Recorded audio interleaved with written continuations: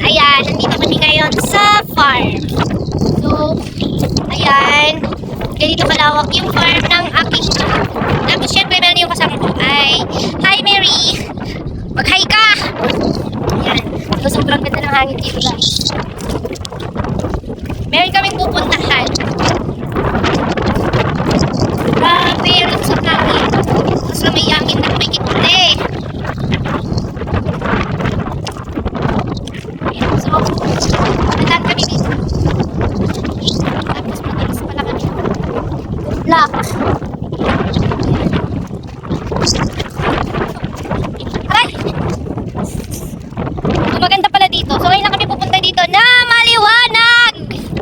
Dati hindi. Ayan. Pinakaharap niya lang ako na makakasama noon. Ngayon nangyari na. Ayan. Meron kami pupuntahan.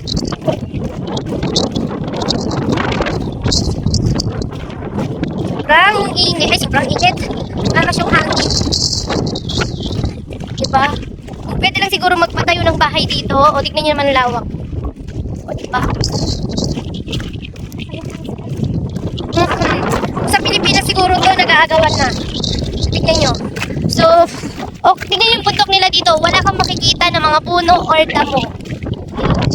T-shirt to talaga. T-shirt to nga nalaw.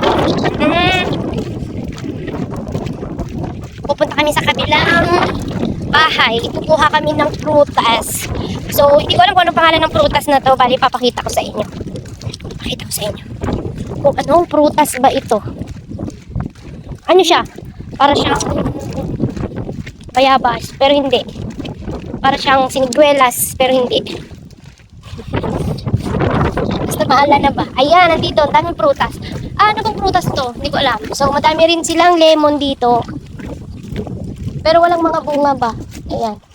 So, titingin kami dito na pwedeng kunin na ano. Ano din to?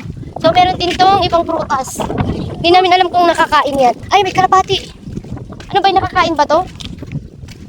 Hindi namin alam. Siguro nakakain. Yan ba yun? Ayan na. Dito na kami guys. Patay na yung iba. So, ayan. Kukuha na kami. So, ito yung parang ano siya. Hindi ko alam kung ano pangalan niya. Ayan. Ito ba yun? Matamis siya. Hindi siya masarap kung ganitong kukunin natin. Yung madilaw. Gusto ko yung green. Isasaw-saw ba?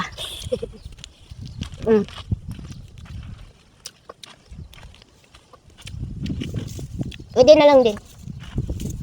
Yung hindi masyadong hinog, kunin natin. Daming bunga. Yan, dami nilang tanim dito guys. Ayan. Ayan. Anong pangalan nito? Alam nyo ba?